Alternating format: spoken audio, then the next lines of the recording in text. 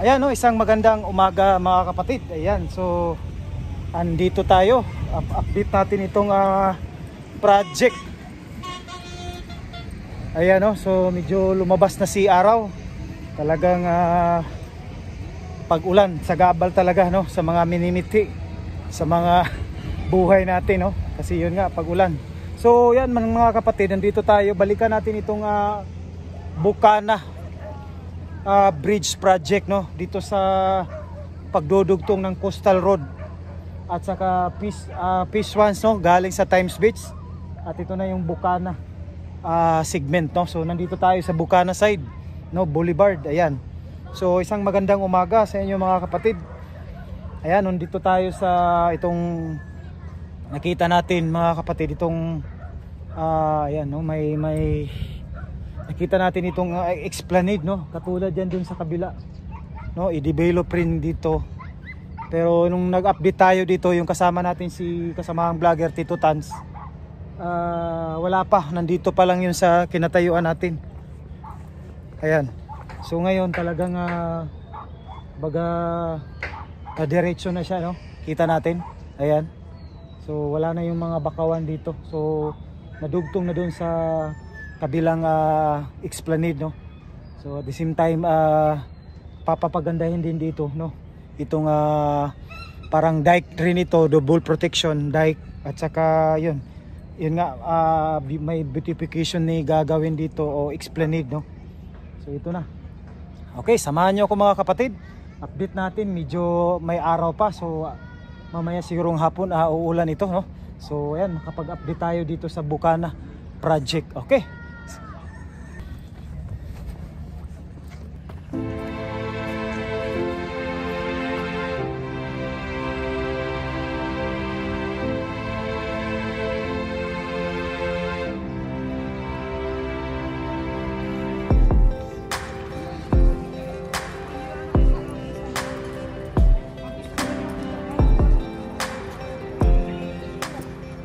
So yan mga kapatid, no, pupunta tayo doon. So maputik dahil po ay grabe yung ulan, no. So I think matagal na tayo. Last time nag-update tayo, no, kasama natin si Tito Tans and Miga, and shout out sa lahat, no, sa lahat ng ating na tumitingin dyan, sa ating mga subscriber, lalo sa ating mga bago, sa ating mga kasamahang vlogger na nag-update dito. Ayan, shout out sa inyong lahat. Ito na, ito yung Esplanade, no, connecting ito sa pangalan dito, connecting ito dun sa may yan, Bukana Bridge. So pupunta tayo dun para malapitan natin mga kapatid, no.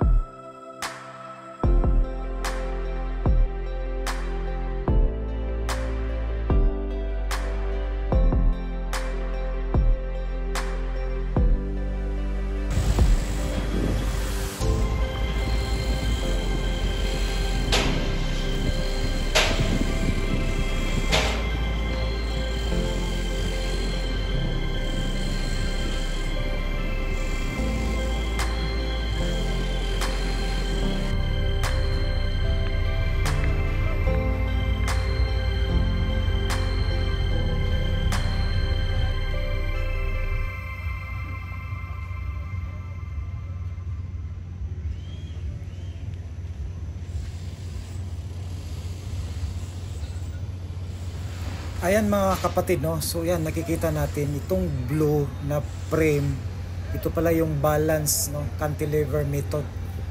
Ayan, so nakita natin balance cantilever method. Ayan, papunta dun sa yung sa kabila na poste, tapos na yon dun sa may ikulan side. Ayan, oh. So diyan dadaan yung mga kid kasi itong bridge na ito iba ito sa mga mga kapatid. Ito yung po ay sa mga tulay, no. So ito ay naka-cable stayed, no, sa gilid itong bridge na ito. Ayan. So malapit na sila matapos yung dalawang poste dyan sa gitna. Ay yung isa ay nabuhusan na. At saka ito yung isa ngayon, itong ngayon yan ay bubuhusan pa. Batong sa kabila, ayan yung may araw.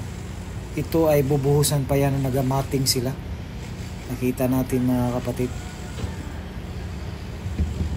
So dalawang poste po ang nasa gitna ng Davao River. So dun sa side naman sa Ecolan, ayan ongoing na. Yung isa natapos na dun. Ito naman yung pangalawa sa Ecolan side. Ayan. So yun po ay balance method cantilever, no. Saka itong design ng tulay na ito ay box girder, no. Talagang pag nag-launching ito sila, napakadali na lang, no. So pag natapos lang itong mga poste, saka diretso na yan, no. Kasi po China po ang contractor.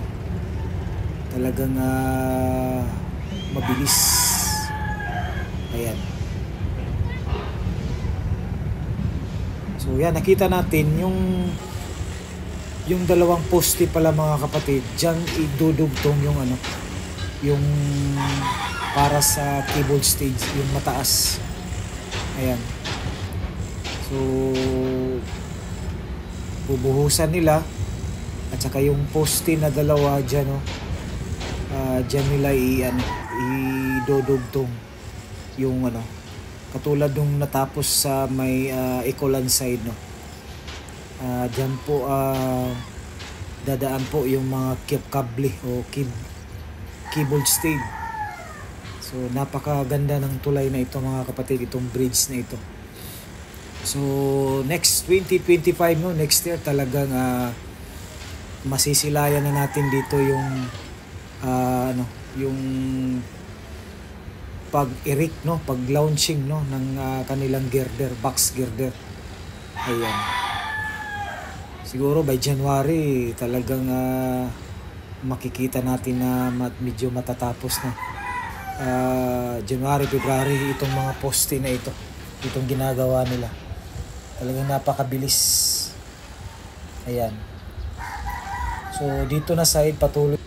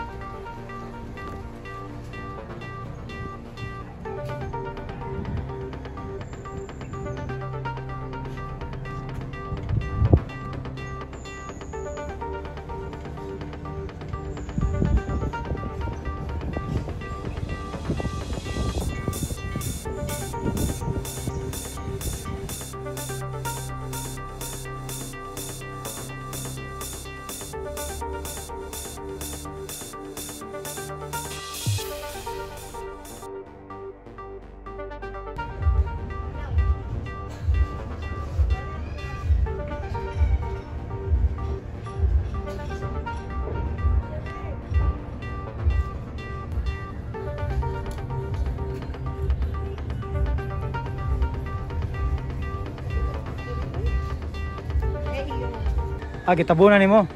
Kahoy nga uling. Piyawa, no? Ana din na siya, sunugon siya.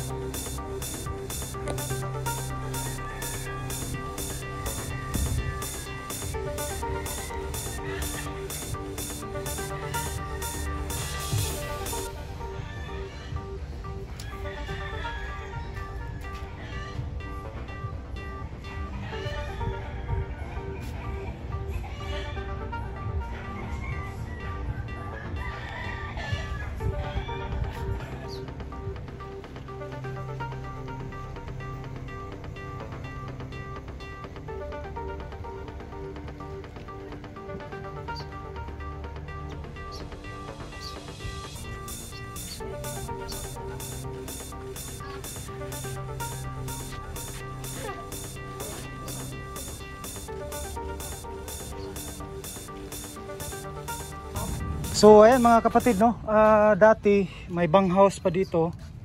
Ngayon talagang ayan, no, may ano na, dati lupa pa ito, ngayon may ano na.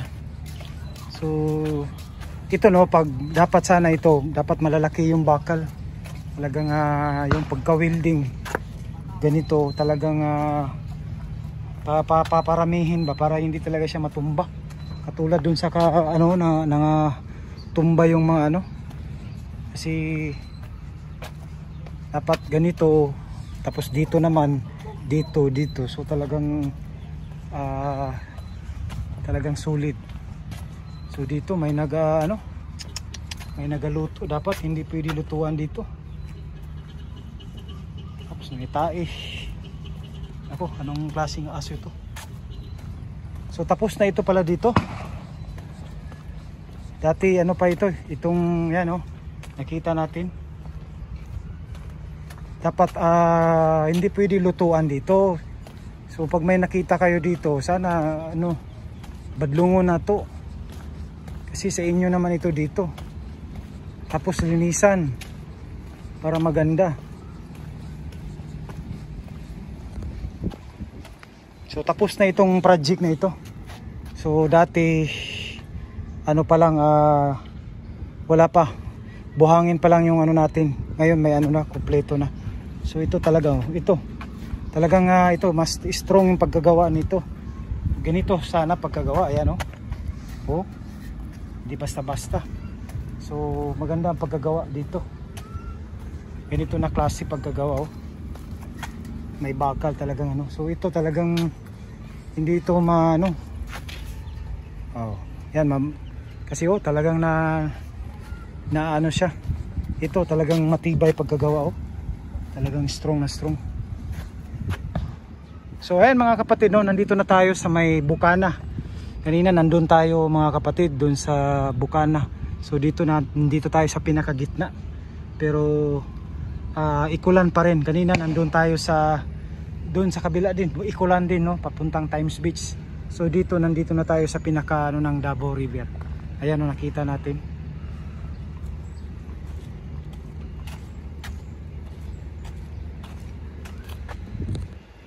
So ayan mga kapatid, dito tayo sa Davao River talaga.